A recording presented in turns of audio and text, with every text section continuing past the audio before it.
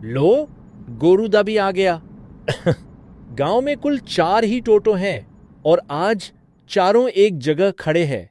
अगर बस 20 पैसेंजर मिल जाएं, तो सारे टोटो एक ही बार में भर जाएगा। ये सभी पूरब गांव में टोटो चालक हैं। पूरे गांव में सिर्फ 4 ही टोटो है और देर रात होते ही ये सभी टोटो के चालक आग सेकते हैं। इनके बीच बैठक जमती है और यात्रियों का इंतजार करते हैं। रोज की तरह आज भी इन सभी चालकों की बैठक जमी थी। तभी गोरू अपना टोटो एक तरफ खड़ा करके सबके बीच बैठ गया और बोला, मजाक कर रहा है क्या? दिमाग गर्म है लेकिन मत कर, बता दे रहा हूँ। क्यों भाई, क्या हुआ? बीवी पैसे मांग रही है क्या? अरे इतने दिनों से तुम लोगों की जुबान से सुनता आ रहा था, आज खुद उस बूढ़े के चक्कर में फंस गया मैं। पूरा शरीर झंझना रहा है। साला कमाल की चालें जानता है वो। क्यों, क्या हुआ? बोलो तो सही, खुलकर बताओ। अरे भाई क्या बताऊं, उसी पागल से सामना हो गया। वही बातें, वही पुराना अखबार, वही कपड़े। जैसे ही पैसे की बात की, वही रटाई रटाई लाइन जो उस दिन तो दे चुका था।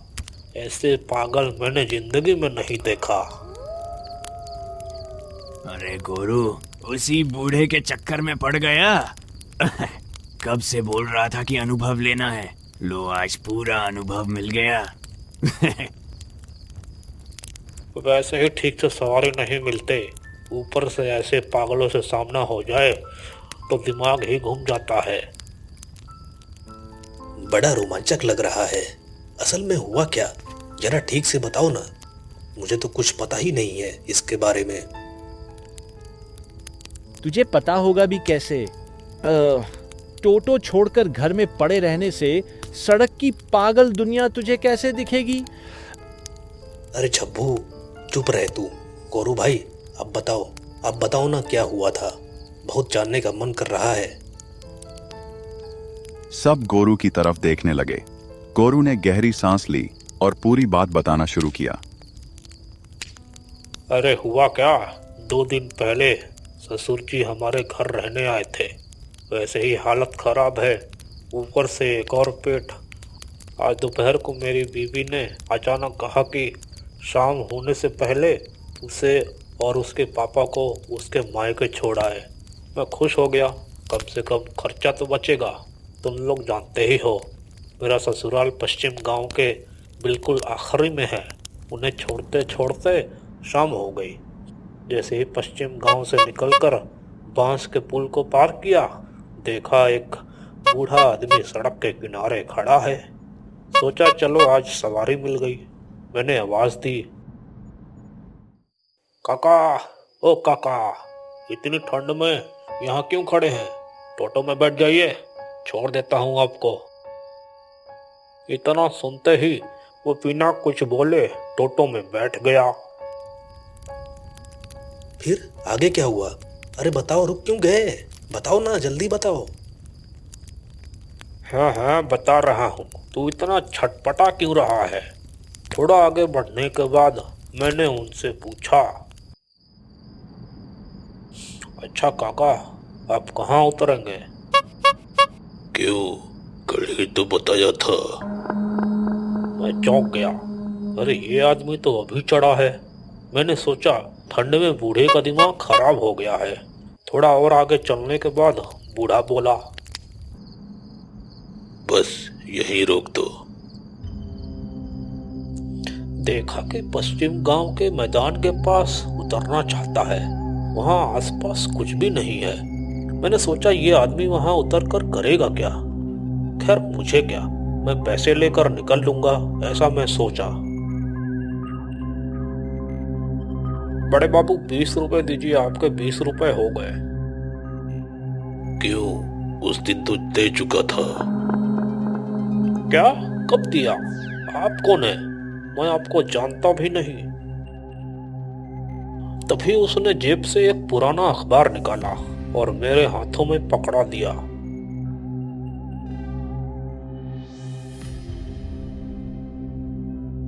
ये रहा सबूत। याद आ रहा है कुछ? अखबार बहुत पुराना था, उसमें किसी की मौत की खबर छपी थी। अंधेरे में ठीक से पढ़ भी नहीं पा रहा था। मेरा दिमाग पूरी तरह गर्म हो गया। तभी मुझे भोलू की बात याद आई। इसने बताया था कुछ दिन पहले, वो पागल बूढ़े आदमी वाली बात। मैंने अखबार सड़क पर फेंक दिया और चिल्लाया, ये सब मैं नहीं जानता, मेरे पैसे अभी दो। बूढ़ा मुझे लगातार देखता रहा, फिर उदास आवाज में बोला,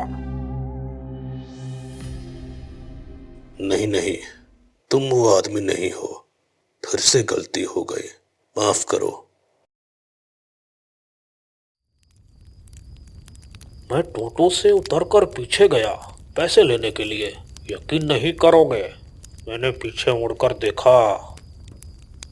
क्या देखा? वो आदमी वहां था ही नहीं, जैसे हवा में खुल गया हो। आसपास ढूंढा, कहीं नहीं मिला। यहाँ तक कि वो अखबार का टुकड़ा भी गायब था जिसे मैंने सड़क पर फेंका था। शाम के वक्त 20 रुपए का चूना लग गया। धत, इसीलिए मेरा दिमाग खराब है। क्या कर रहे हो? लगता है आपको किसी ने बेवकूफ बना दिया है। अगर वो मेरे पाले पड़ता ना तो दिखा देता उसे, मैं भी किसी से कम नहीं हूं। लेकिन गोरू के चेहरे पर डर साफ दिख रहा था।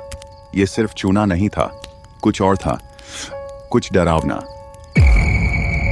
ऐसा ही लगता है, लेकिन जब तेरे साथ होगा ना, तब तू भी मुर्गा बनेगा।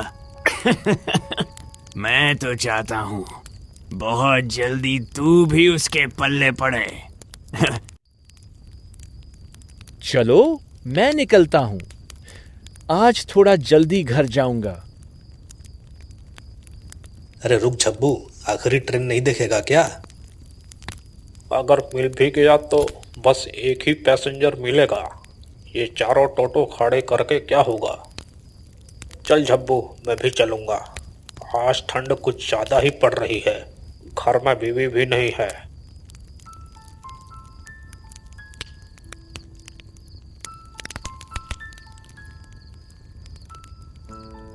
थोड़ी देर बाद एक ट्रेन आई। मुन्ना और भोलू उत्सुक नजरों से स्टेशन की तरफ देखते रह गए कि कोई गांव वाला आ जाए और उनके टोटो में बैठ जाए, लेकिन किस्मत ने मुंह मोड़ लिया। स्टेशन से बस 3-4 लोग ही निकले और अपने अपने साइकिल या बाइक लेकर घर चले गए। अब स्टेशन का पूरा इलाका खाली हो चुका था। क्या रे भाई, और खड़े रहकर क्या फायदा? आज भी कोई पैसेंजर नहीं मिला। और क्या कर सकते हैं भाई, चलो अब घर की तरफ ही लौटते हैं। दोनों जाने ही वाले थे कि अचानक मुन्ना की नजर पड़ी स्टेशन के उत्तर में कच्चे रास्ते की तरफ। वहां से एक आदमी इस तरफ आता दिखा। घनी धुंध भरी काली रात में दूर से आदमी साफ दिखाई नहीं दे रहा था। अरे भोलू देख, एक आदमी इस तरफ आ रहा है। हाँ, दिख तो रहा है। कोई पैसेंजर है क्या? चलो देखते हैं कहाँ जाता है। अगर तुम नहीं ले जा पाओगे तो मैं ले जाऊंगा। धुंध की चादर पार करके जब वो आदमी थोड़ा और पास आया तो उसका चेहरा दिखा। धुर साला, चल तो भाई, अब घर वापस चलते हैं। क्यों, क्या हुआ?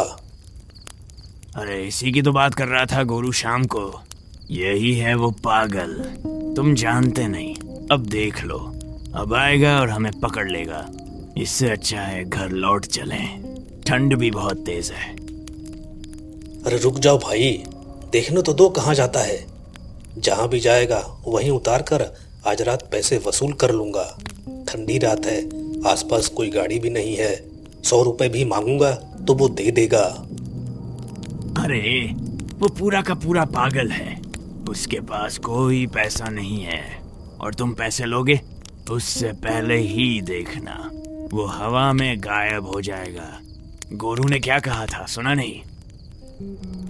ये सब चालें मेरे सामने नहीं चलेगी। मैं अपना पैसा जरूर निकालूंगा, देखना तू। तू ही समझता रहे। मैं इस ठंडी रात में पागल के चक्कर में नहीं पड़ना चाहता। मैं घर जा रहा हूँ। भोलू ने एक पल भी इंतजार नहीं किया। टोटो लेकर सीधे घर की तरफ निकल गया।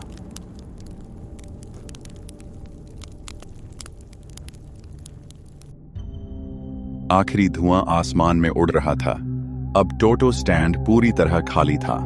बूढ़ा आदमी आगे बढ़कर मुन्ना के सामने आकर खड़ा हो गया।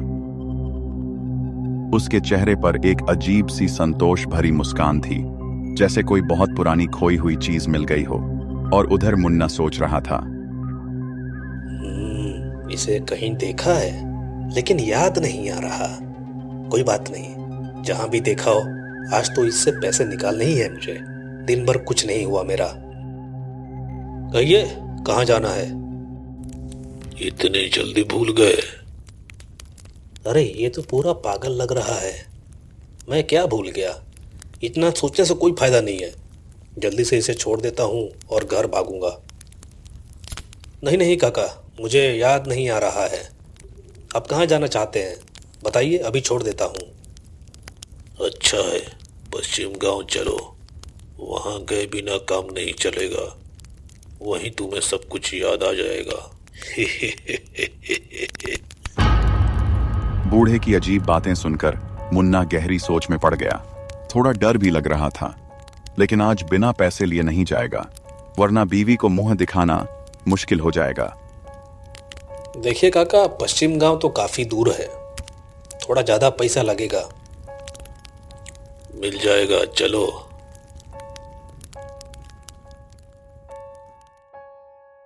बूढ़े को पश्चिम गांव के मैदान में उतार कर भाग जाऊंगा। इस ठंड में पश्चिम गांव नहीं जाऊंगा। अगर ज्यादा बहस करेगा तो 100 की जगह 200 मांग लूंगा। इतनी ठंड में बूढ़ा दे ही देगा और करेगा क्या। स्टेशन अब काफी पीछे छूट चुका था। दोनों तरफ खेत थे और घनी धुंध के अलावा कुछ भी नहीं दिख रहा था। मुन्ना ने सामने लगे शीशे में पीछे बैठे आदमी की तरफ देखा। उसका दिल धड़क उठा। पीछे बैठे बूढ़े आदमी की आंखों की जगह 2 जलते हुए आग के गोले चमक रहे थे। अरे अरे ये क्या था? अरे बाप रे! उसने तुरंत नजर हटा ली। ठंडी रात में उसका पूरा शरीर पसीने से भीग गया। क्या मैं सही देख रहा था? एक बार फिर देखूं या टोटो रोककर उतर जाऊं? अगर उसे पता चल गया कि मैंने देख लिया है तो पता नहीं क्या होगा। डर के मारे मुन्ना पत्थर सा बनकर टोटो चलाता रहा। फिर हिम्मत करके एक बार और शीशे में देखा। कुछ भी नहीं। आदमी बिल्कुल सामान्य हालत में बैठा था। ठंड की वजह से मैं ही उल्टा सीधा देख रहा हूं।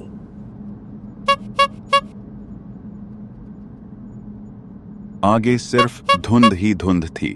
जैसे ही वो धुंध का टुकड़ा पार हुआ, मुन्ना ने जोर से ब्रेक मारा। ये कैसे हो सकता है? जो बूढ़ा आदमी अभी उसके पीछे बैठा था, वही आदमी अब उसके सामने सड़क पर खड़ा था। मुन्ना के पीछे अब कोई नहीं था। मुन्ना ने इधर उधर देखा। वे अब पश्चिम मैदान में आ चुके थे। यहां से पश्चिम गांव बस थोड़ी ही दूरी पर था। काका, आप यहां कैसे उतर गए? आप तो पश्चिम गांव जाने की बात कर रहे थे। मैं वहां पहुंच ही नहीं पाया। तुमने तो मुझे यहीं उतार दिया था 6 महीने पहले। सब कुछ भूल गए। ये आदमी सच में पागल है क्या? ये क्या बोल रहा है? मुझे शक है कि 6 महीने पहले मैं इसे जानता भी था कि नहीं। देखिए काका, शायद मैं भूल गया हूं, मुझे माफ कर दीजिए। अब जब आप यहाँ उतर ही गए हैं तो किराया दे दीजिए, मैं भी घर चला जाऊंगा। किराया क्यों दूं? उस दिन ही तो दिया था। कितनी बार दूं तुझे? हाँ?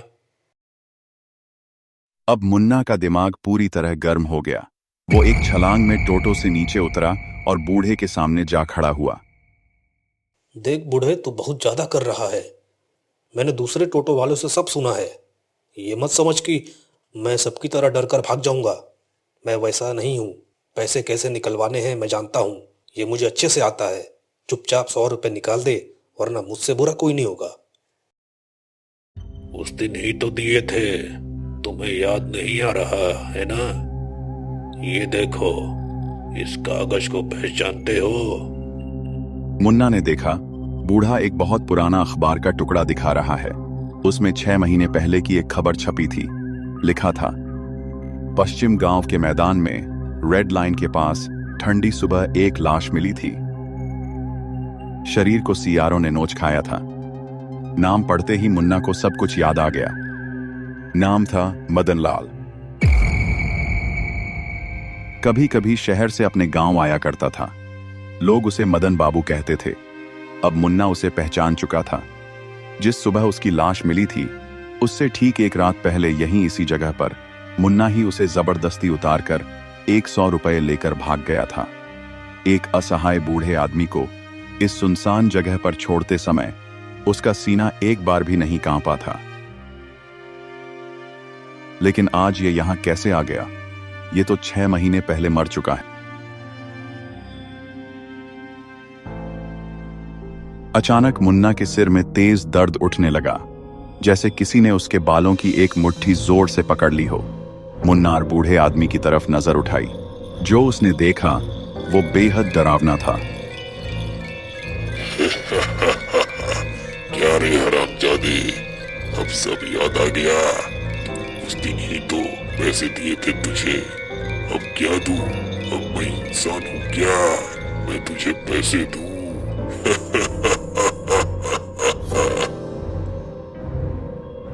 अरे अरे काका, अरे काका, मुझे छोड़ दीजिए। मुझे छोड़ दीजिए, छोड़ दीजिए मुझे। मैंने तुझसे इससे भी ज्यादा मिन्नत की थी। क्या तू मुझे आगे ले गया था? मैंने तुझसे रुकने को कहा था, लेकिन तू भाग गया था। इसीलिए तुझे मारे बिना मेरी आत्मा को शांति नहीं मिलेगी। अब तुझे इस दुनिया का मुंह छोड़ना ही पड़ेगा। काका, काका, मुझे छोड़ दीजिए। मैंने बहुत बड़ी गलती कर दी। इतनी सी बात के लिए मुझे मत मारिए। मेरे छोटे छोटे बच्चे हैं। छोड़ दीजिए काका, छोड़ दीजिए। तेरे बिना वो ज्यादा अच्छे रहेंगे, यकीन कर। 2 महीने से मैं तुझे ढूंढ रहा था। कितने ही टोटो वालों को यहाँ लाया, लेकिन तू नहीं मिला। आज तुझे कोई नहीं बचा पाएगा। मुन्ना जान बख्शने की भीख मांगते हुए पूरी ताकत से चिल्ला रहा था, लेकिन उस रात कुदरत ने उसकी एक नहीं सुनी। मदन बाबू उसके बाल पकड़कर रेल लाइन के पास झाड़ियों की ओर घसीटते हुए ले जा रहा था। फिर गूंजी,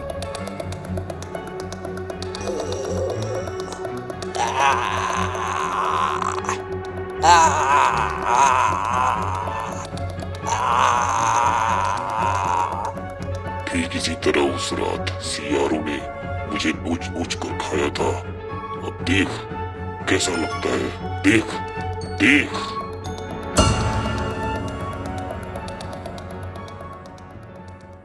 अगली सुबह ठीक उसी जगह, उसी हाल में मुन्ना का आधा खाया हुआ शव मिला। ठीक 6 महीने पहले, जहां मदन बाबू की लाश मिली थी। भोलू की बातों से बाकी टोटो चालकों को यह समझ में आ गया कि मुन्ना की मौत के पीछे वही बूढ़ा पागल जिम्मेदार था। वो पागल था या कोई अलौकिक आत्मा, इसका जवाब कोई नहीं दे सका। मुन्ना की मौत के बाद उस बूढ़े को इस इलाके में फिर कभी नहीं देखा गया। पैसेंजरों की कमी और रात की दहशत के डर से धीरे धीरे इस गांव में टोटो चलना लगभग बंद हो गया। कौन जाने कब फिर से मदन बाबू अपना टोटो ढूंढने निकल पड़े।